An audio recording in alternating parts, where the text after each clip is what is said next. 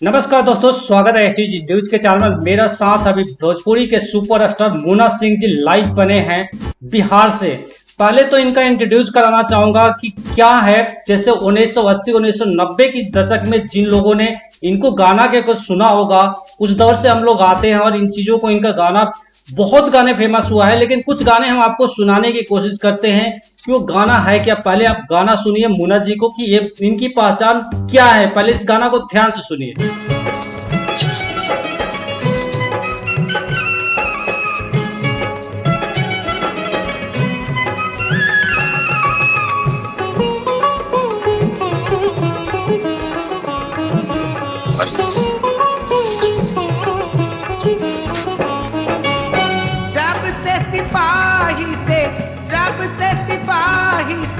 भाई ले हवलदार हो न थूनिए पे गोली मारे,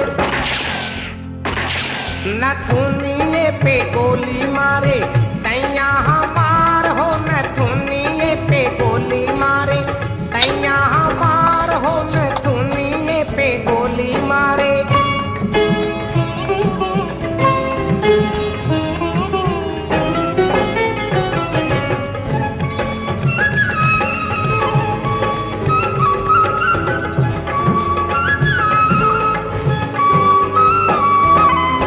बलमा सिपहिया बड़ी बाबू तपाती, घड़ी घड़ी ताने ला तू नाली हमारी छाती। थर थर कांपे लाई मुन्ना सिंह जी नमस्कार, आप एसटीजी न्यूज चैनल पर आए। पहले तो ये बात बताइए, जो आपका गाना ये बहुत ज्यादा फेमस हुआ था, सैया हमार हो न थुनिए पर गोली मारे, थोड़ा इस गाने को अगर आप सुना सकते हैं, ऑडियंस इसको सुनना चाहेगी, इसलिए कि वो जनरेशन के जो हैं इस गाने को लोग बहुत कम जानते हैं। आज की जनरेशन जो सोशल मीडिया पर है, उस समय पर इतना मीडिया नहीं थी, इतना नेटवर्क नहीं था, आप लोग दूरदर्शन हुआ करता था। तो ये गाना थोड़ा आप अपने शब्दों में कुछ सुना दे ऑडियंस को। इसके बाद हम आपसे सिलसिलेवार ढंग से क्वेश्चंस लेंगे और तमाम पहलू पर हम बात भी आपसे करेंगे, आपकी जानेंगे कि आप कहाँ हैं, कैसे हैं। और चलिए स्टार्ट कीजिए।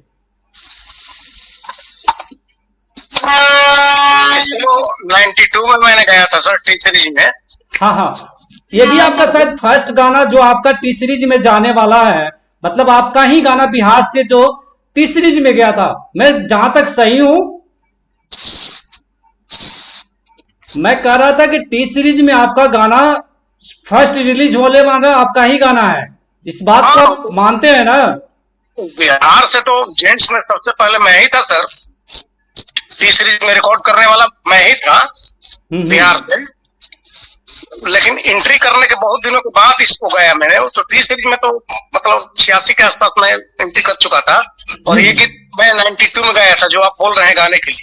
बिल्कुल बिल्कुल बिल्कुल, थोड़ा सा सुना दीजिए, ऑडियंस आपको देख।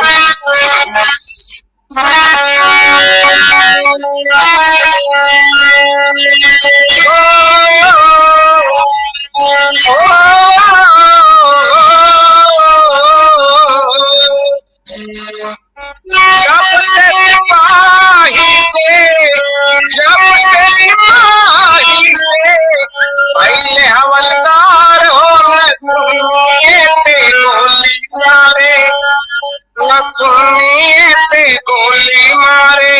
सैया हमार हो न थूनिए पे गोली मारे, सैया हमार हो न थूनिए पे गोली मारे। था महिया बड़ी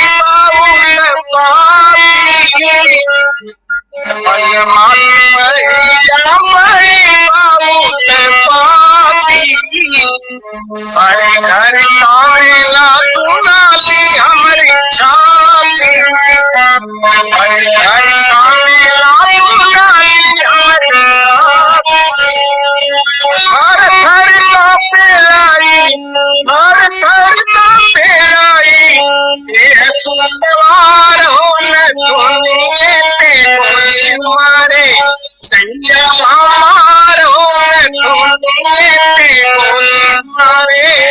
क्या बात है सर, वो भी वही आवाज है जो आपने 92 में गाया था और आज इंटरव्यू 2020 में हो रही है। 28 साल हो गया, आज भी आवाज बिल्कुल वैसा ही है। ठीक है सर, आपसे कुछ क्वेश्चंस लूंगा। एक बार आपके साथ घटना घटी थी दिल्ली के ताल कटोरा स्टेडियम में, वो क्या घटना घटी थी अगर आपसे हम समझना चाहें, अगर आप मुन्ना सिंह जी उस गाने को आप उसको बताइए वो घटना को, तो बहुत अच्छा होगा, जो ऑडियंस जानना चाहती है। तो सर मेरे ख्याल से 83-84 की घटना है। ताल कोटरा इंडोर स्टेडियम में मेरा और नथुनी बाबू का कार्यक्रम था, दोनों आदमी का। हम लोग वहां गए हुए थे, बैठे थे। उसके बाद एक बुजुर्ग आए, पूछे कि मुन्ना सिंह कौन है, तो लोग बताए कि यही है। तो बिगड़ गए, भोजपुरी में लगे बोलने कि सवाले नहीं खेजी मुन्ना सिंह हम 26-28 वर्ष के लिए का मुन्ना सिंह किसे बजी है।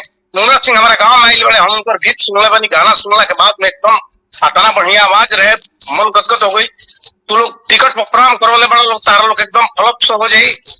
तो हम बोले कि टिकट पे प्रोग्राम है, इनको पहले बताना चाहिए था भाई, टिकट पे क्यों प्रोग्राम आप लोग करवाए हैं। हम लोग तो भोजपुरी समाज का सेवा करते हैं, कोई भी बुलाता है, किसी के दरवाजे पे जाते हैं, कहीं भी जाते हैं, टिकट आम पब्लिक पैसा खर्च करके और ये टिकट पे प्रोग्राम सुनेगी। तो बुजुर्ग लगे बोलने की इनका प्रोग्राम खत्म हो जाए, मुन्ना सिंह है ना, हम तू लोग ऐसे कतला वैसे कतला। बाद में मैं उनको हाथ जोड़ा कि ठीक है बाबा, मैं मुन्ना सिंह नहीं हूँ, प्रोग्राम सुन लीजिए, उसके बाद आप फैसला कीजिएगा कौन मुन्ना सिंह आपके गाँव में गए हुए थे। अच्छा, होने के बाद सर, हाँ बताइए। आदमी बेचारे हाथ जोड़कर मेरे पास आए, बोले कि बबुआ हमारा के माफ कर दो, बहुत गलती हो गई। पता ना वो कौन धोखेबाज रहे जो तारा नाम पर हमारा गांव में आयल रहे, हम तो जानते नहीं जो हुए मुन्ना सिंह। चूंकि सर उस पीरियड में मीडिया तो था नहीं, ना मोबाइल था, ना टीवी था, ना ये सब था। तो बेचारे हाथ जोड़ने, मेरे तो पेट में हंसते पड़ गए। मैंने कहा ठीक है, आप तो मेरे पिता तुम क्षमा कीजिए, जो हुआ तो हुआ। बड़ी मजेदार घटना थी। मुन्ना सिंह जी, आपसे ये समझना चाहूंगा, आपका एक फोटो है जो व्हाट्सएप आपने लगाया था स्टेटस में, आप बैठे हैं और आपके साथ मनोज तिवारी बैठे हैं, ये फोटो कब का है? ये सर 2002 या 3 में कढ़ा महोत्सव होता है बक्सर के पास। जीआर बरौली नाम है उस गांव का। उसमें सारे मतलब सम्मेलन होता है, उसमें सारे कलाकार आते हैं। तो उसमें मनोज तिवारी भी थे, बगल में भरत शर्मा जी भी बैठे हुए हैं, कल्पना वगैरह सब हुई है। तो मैं गा रहा था उस पीरियड में, और ये लोग मेरे बगल में बैठे हुए थे। ये उसी प्रोग्राम का फोटो है। मनोज तिवारी जो तो एमपी बन गए हैं, दिल्ली का सांसद है यहाँ से, कुछ दिन पहले यहाँ पर दिल्ली का अध्यक्ष भी थे बीजेपी के। और शायद अब संगीत में उनकी अब रुचियां बहुत कम है, लेकिन आप लोग बिल्कुल अपना जो धैर्य है इसी फील्ड में बनाया। मनोज तिवारी जी एक्टिंग भी किए, लेकिन आप लोगों ने सिर्फ शायद सिंगिंग ही किया, मैं जहां तक समझ पा रहा हूँ। मैं सही हूँ या गलत हूँ, आप इसको करेक्ट कर सकते हैं। आप बिल्कुल सही हैं सर। मनोज तिवारी जी की रिकॉर्डिंग हुई 95-96 में, उसमें मैं भी था। मैंने जा करके बोला वहां कि नहीं ये करना चाहिए। मनोज तिवारी जी एजुकेटेड आदमी है, बीएचयू के छात्र रह चुके हैं, मास्टर डिग्री है उनके पास। वो संगीत के साथ साथ मतलब एक्टिंग में भी रुचि रखते थे वो, तो अपना एक्टिंग भी उन्होंने करना शुरू कर दिया। बाद में राजनीति में आ गए। तो इसके पहले 2009 में वो समाजवादी पार्टी से लड़े थे, गोरखपुर से योगी आदित्यनाथ। सही बोल रहे हैं। तो वहां तो मतलब नहीं जीत पाए, लेकिन 14 में मोदी जी का लहर था भाई, उसमें तो जितना ही था, ना जितने का सवाल ही नहीं, 19 में भी था। तो बहुत बढ़िया बात है, हम कलाकारों की मतलब कलाकार एमपी बन रहे हैं, मंत्री बन रहे हैं, इससे बढ़िया बात क्या हो सकती है। अच्छा मुन्ना सिंह जी, आप अब अभी भी आपको जो जनरेशन है 2000 की बाद वाली, बुरा मत मानिएगा, बहुत कम लोग जानते हैं, ठीक है? तो आपको नहीं लगता कि आपको भी सोशल मीडिया पर थोड़ा आकर, टीवी पर आकर जैसे लोग दिखाते हैं, आपको भी आना चाहिए? मुन्ना सिंह में टैलेंट की कोई कमी नहीं है, समय का दौर बदल गया है। आप इस बात को मानते हैं कि अगर मुन्ना सिंह की आवाज में आज भी मैं इंटरव्यू ले रहा हूं, वही दर्द है जो 92 का गाना मैंने अभी ऑडियंस को दिखाया। तो आपको नहीं लगता कि थोड़ा सा हमें भी आकर, जैसे कल आपने कहा हमसे कि थोड़ा हम इससे दूरी बनाकर रखते हैं, लेकिन आजकल जमाना सोशल मीडिया का है। क्या मुन्ना सिंह जी आप इस बात को मानते हैं या नहीं मानते? बात बिल्कुल आपकी सही है, बिल्कुल सही है। पर अगली बात ये सोशल मीडिया से हम दूरी इसलिए बनाकर रखते हैं कि सोशल मीडिया का आजकल क्या हिसाब किताब है, आपसे कोई छुपा तो है नहीं, आपको मतलब चैनल से ही जुड़े हैं। मैं दूरी बनाकर रखता हूँ। मेरे लिए जो भोजपुरिया समाज है वो सबसे सर्वोपरि है। और मैं भाई साहब आज तक, ये मेरा रिकॉर्ड है, आप मतलब पूरे बिहार अथवा यूपी में पूछ लीजिएगा, मैंने आज तक किसी का प्रोग्राम फेल नहीं किया, नंबर 1। नंबर 2, मुझको जिस किसी ने भी बुलवाया, कलाकार की कोई जाति नहीं होती। जैसे तुलसी का बड़ा पत्ता और छोटा पत्ता, तुलसी का ही पत्ता कहलाता है, वैसे ही कलाकार चाहे कोई भी हो, उसकी कोई जाति नहीं होती। मुझे चाहे जिस कास्ट ने बुलवाया, जहां भी बुलवाया, मैंने सबका प्रणाम किया। चाहे वो बाबू साहब हो, पंडित जी हो, यादव जी हो, लाला जी हो, पासवान जी हो, हरिजन जी हो, मैंने सब, ठाकुर जी हो, मैंने किसी का प्रणाम छोड़ा नहीं। मेरे पास अगर समय रहा तो तब ये है कि मेरे पास समय की बहुत ही कमी थी, तो समझ सकता हूँ। अच्छा, अगला क्वेश्चन ले रहा हूँ जिसकी बात करें। कुछ ऐसे गायक हैं, मैं नाम तो नहीं लेना चाहूंगा इस चैनल के माध्यम से, अश्लीलता फैला रहे हैं, रातों रात व्यूज चाहिए। वो मुन्ना सिंह जैसे पथ पर नहीं चलना चाहते हैं कि बताइए, इतना फेमस साफ सुथरी छवि, आज भी ओल्ड इज गोल्ड है, आज भी उनका इंटरव्यू हम ले रहे हैं।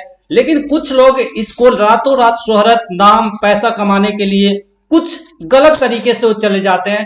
मुन्ना सिंह जी इसको कैसे देख रहे हैं?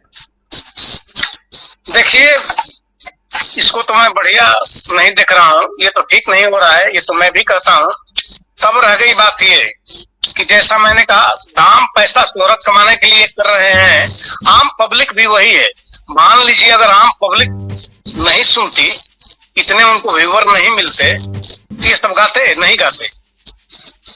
गीत वैसा होना चाहिए। लोकगीत हम लोग भी गाए हैं, मैं अपने को भी कुछ जिम्मेदार मानता हूँ इसमें। कविता के रूप में अंतर्मन में झांकता हूँ तो हमें लगता है कि कहीं न कहीं कुछ मेरा भी योगदान है। लेकिन मेरा बस वही योगदान है कि जैसे दाल में, सब्जी में नमक बैलेंस पड़ता है तो खाने में अच्छा लगता है, लेकिन अगर ज्यादा पड़ गया तो जाहिर है कि वो ठीक नहीं लगेगा। तो वही हाल चाल आज हो गया है, बैलेंस तो है नहीं। कम से कम आप इस बात को तो एक्सेप्ट कर रहे हैं। कितनी यंग जनरेशन कहने के बाद भी एक्सेप्ट नहीं करती है, वर्ड भी नहीं बोलती है कि मेरे से कुछ गलतियां रही हैं। आप दाल वाली बात करें कि मैंने बैलेंस किया, मैंने गंदगी नहीं फैलाई, बैलेंस किया। उन लोग तो ये भी नहीं बोलते, कम से कम चैनल के सामने आकर बोल तो दे कि मेरे से गलती हुई, आगे से ठीक हम रखेंगे, लेकिन वो भी नहीं है। बच्चे हैं, लोग बच्चे हैं, इनको सिखाने की और समझाने की जरूरत है। दूर निकल गए हैं, इनको ये बताने की जरूरत है कि अपनी भोजपुरी सभ्यता, रस्म रिवाज, संस्कृति को पहचानो। हम 28 करोड़ हैं पूरे विश्व में, 28 करोड़ हैं भोजपुरी भाषी। भाषी मतलब भाषा के रूप में तो मान्यता ही नहीं मिली इसको आज तक। हाँ, 8वीं अनुसूची में अभी तक आई नहीं। कितने प्रयास नेता करते हैं, आप लोग भी कई बार आवाज उठाए। नहीं, नेता नहीं किए हैं सर। 2 मिनट हमारी बात सुन लीजिए।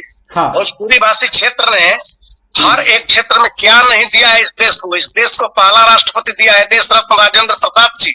बिल्कुल बिल्कुल बिल्कुल, महावीर की धरती रही है, राजेंद्र प्रताप की धरती रही है। 3 प्रधानमंत्री, लाल बहादुर शास्त्री जी, चंद्रशेखर जी, विपी सिंह जी, बिल्कुल, वही मांडा महाराजा इलाहाबाद के पास। बिल्कुल बिल्कुल बिल्कुल, एक से एक कैबिनेट में मिनिस्टर दिया है। राम सेवक सिंह, AP शर्मा, जगजीवन राम। मुख्यमंत्री दिया है लालू यादव, अखिलेश यादव। सब क्या है, भोजपुरी भाषी नहीं थे लोग। कहाँ रह गई आपकी, क्या एक्सपीरियंस, कहाँ रह गई? आपने इतने बड़े बड़े नाम गिना दिए, कहाँ रह गई? चुप क्यों नहीं हुआ जब 28 करोड़ आपने? जंग आजादी में देखिए ना, क्या नहीं दिया है भोजपुरी भाषी। मंगल पांडे, जीतू पांडे, बाबू वीर कुंवर सिंह, तापिया टोपे, पीर अली, जंग आजादी में भी योगदान है भोजपुरी भाषी क्षेत्र का।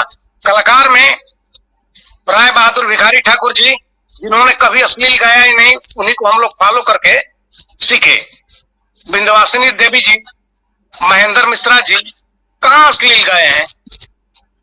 एक से साहित्यकार भी हुए, कलेक्टर सिंह केसरी, आपको रामदयाल पांडे, सुमित्रानंद पंत, सूर्यकांत त्रिपाठी, निराला, सब कुछ था, लेकिन किसी ने प्रयास नहीं किया। नहीं तो ये तो उसी पीरियड में इसको संविधान का 8वें अनुच्छेद में शामिल हो जाना चाहिए। हम लोग तो 76 से ही आवाज उठा रहे हैं इसी बात को लोग लपक लिए और इधर उधर सम्मेलन कराने लगे कि भोजपुरी को 8वें अनुच्छेद में शामिल करना चाहिए। अरे भैया उस दिन आप लोग कहाँ थे? 44 साल हो गए सर, 44 सर, 76 से आवाज उठा रहे हैं, 44 साल आज हो गई है, अभी तक वहीं की वहीं। भाई साहब मेरे पास हजारों कटिंग है पेपर का उस पीरियड में। ठीक है, मोबाइल नहीं था, टीवी नहीं था, दूरदर्शन था केवल, लेकिन अखबार तो था ना। बिल्कुल। जहां जहां मैंने इंटरव्यू दिया है उसका कटिंग मेरे पास रखा है। इस चीज को मैं 73-74 से उठा रहा हूं। बोल रहा हूँ आज लोग ये कर रहे हैं तो अच्छा है, शामिल हो जाए। तब ये है कि इसके लिए थोड़ा भोजपुरी को संभालना पड़ेगा। हमारे जितने गायक बंधु हैं जो भटक गए हैं उनको रास्ते पर लाना है। भोजपुरी अच्छा, एक मुन्ना जी आपसे एक क्वेश्चन लूंगा। कोरोना का दौर चल रहा है, ठीक है, इसमें काफी जो सिंगर हैं बेरोजगार हो गए हैं। पहले आप गाना सुनाइएगा कोरोना का, ठीक है, कोई आपका गाना हो जिससे संदेश दें कि ये कितना बुरा दौर है, इसके बाद संदेश दीजिएगा लोगों को, ठीक है, कि क्या है कि इसमें क्या लोगों को करना चाहिए। पहले एक गाना सुना दीजिए कोरोना पर, अगर आपका कोई गाना हो। एक अंतरा सुना देता हूँ। ये तो क्या बताएं, पूरा विश्व और मेरा पूरा देश और मेरा भोजपुरिया समाज, ये तो इतना बुरा हुआ कि उसका कोई हिसाब किताब नहीं है। सारे वैज्ञानिक हार गए, आज तक वैक्सीन नहीं बना, एक से एक डॉक्टर लगे हुए, कुछ नहीं हुआ। अब तो ये धर्मपरायण देश है, हम लोग धार्मिक टाइप के व्यक्ति हैं। अब तो बस प्रभु ही बचा सकते हैं इस चीज से। सारा सब कुछ बंद हो गया है, इंफ्रास्ट्रक्चर, ट्रेन, मतलब क्या क्या बताएं। अब मैं यही भगवान से विनती कर रहा हूँ कि आप जल्दी अवतार लीजिए। जब जब ऐसा होता है, धरती पाप के बोझ से लगती है, तो आप अवतार लेते हैं। आपके 10 अवतार हैं, मीन, कच्छप, बराह, वामन, राम, कृष्ण, परशुराम, जगन्नाथ, कलंकी, नरसिंह। वही तो अवतार लेकर के आ जाइए, नहीं तो ये सृष्टि का संहार होने वाला है। प्रभु कहता है भगवान, अब जल्दी ली अवतार। हे प्रभु जल्दी अवतार लीजिए, क्योंकि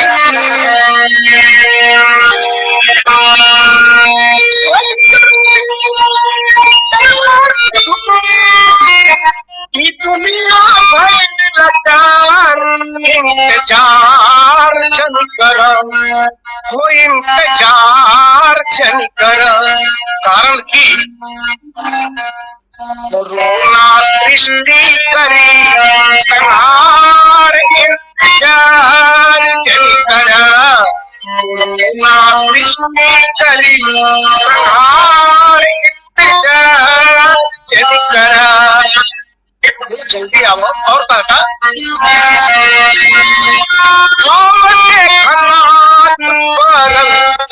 संकट में सृष्टि चाहे मुरले अपन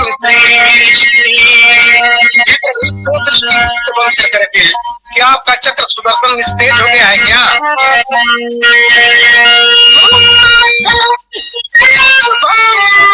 क्या निस्तेज हो गया आपका चक्र?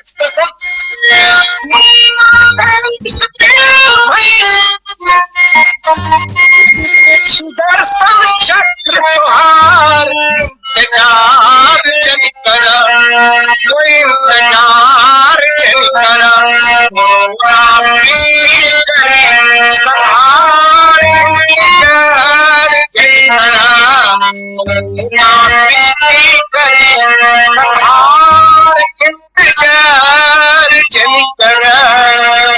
क्या बात है सर। लास्ट क्वेश्चन आपसे लेंगे। आप जिस जगह पर बैठे हैं वहां पर आपने 200 से 250 वृक्ष लगाए हैं, पौधे लगाए हैं, प्लांट लगाया है। थोड़ा इसके बारे में बोल दीजिए कि क्या जहन में आई और आपने ये क्यों किया। ये थोड़ा देख लीजिए, मैं तो एक जगह बैठा हूँ, ये मेरा पूरा बगीचा है, थोड़ा घुमा करके दिखला दो सीन तो दिखा दीजिए। जो हमारे कैमरामैन है उनसे कहेंगे कि आप दिखा दीजिए पूरा। देखिए जो ये आप देख रहे हैं तादाद, ये मुन्ना सिंह जी का है। यहाँ पर मैं आंकड़ों में आपको कुछ बताऊं, मुन्ना जी के जुबानी हम सुनने की कोशिश करेंगे। 250 से 300 पौधे लगा रखे हैं और उसी जंगल नहीं कहूंगा, इनका खुद का लगाया हुआ है। देखिए तमाम लोग बैठकर, जैसे दिल्ली के बड़े बड़े जगहों में देखा होगा कि आपका पार्क होता है, प्लांट होता है, इनका खुद का है और अपना जमीन पर इस तरह के तमाम सारे चीजें करते रहते हैं। बहुत ही अच्छा नजारा।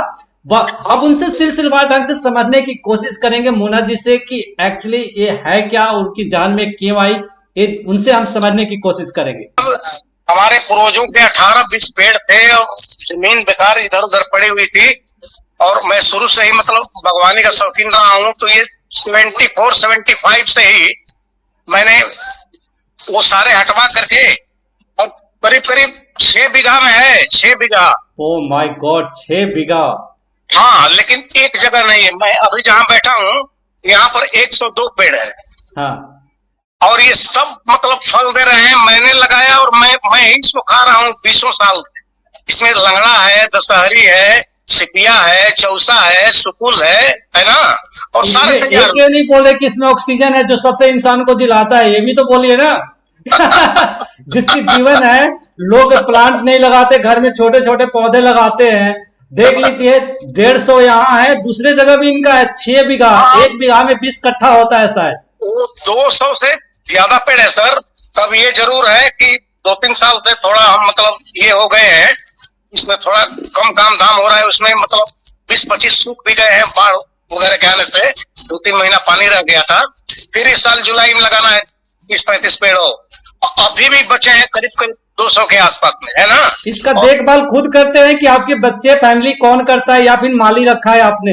नहीं, कोई नहीं करता है। हमारे गांव में सब हैं लोग ना, काम करने वाले, सब उन्हीं से कराते धराते हैं। ट्यूबवेल भी लग गया है यहाँ पे सिंचाई के लिए। बारिश वारिश होती ही है तो कोई दिक्कत नहीं है। थोड़ा शौक था मुझको, और इसी शौक के चलते अब हमारे गांव में बहुत ज्यादा पेड़ लग गए। बहुत सारे लोग पेड़ लगाना शुरू कर दिए, है ना। तो मुन्ना जी, आपसे बस लास्ट, आपसे बस ये 10 सेकंड में चाहूंगा कि व्यूअर्स को क्या कहना चाहेंगे आप, जो इस वीडियो को देख रहा है, क्या संदेश देना चाहेंगे? मैं संदेश यही देना चाहता हूँ, खासकर इस गीत संगीत के वाले टॉपिक पे, कि भाई जो भटक गए हमारे बच्चे, उनको मतलब लाना है। देखिए एक बात याद आ गया, आप शायद छोटू के बारे में पूछ रहे थे ना। हाँ हाँ। 98 में मेरा और भरत, थोड़ा 2 मिनट और समय दे दीजिए। बिल्कुल बिल्कुल। 98 में मेरा और भरत शर्मा का प्राण था, परमानपुर एक गांव है ना। उसमें 1 लाख कम से कम पब्लिक थी। 1 लाख कम से कम। एक 15-16 साल का लड़का मेरे पास लाकर लोगों ने प्रपोज करवाया कि ये भी लड़का गाता है। मैंने कहा बहुत बढ़िया है। बाद में छोटू रात भर बैठा रहा। करीब 3 बजे वो मेरे स्टेज पे आया, छोटू बिहारी जिसका नाम है उस बच्चे का। मैंने अपना नंबर काट कर, मतलब मेरा कंपटीशन में 2 गीत उधर से 2 गीत इधर से हो रहा था, तो मैं उस वक्त बैठा था, उधर से हो रहा था, तो आया मेरे पास 3 बजे करीब।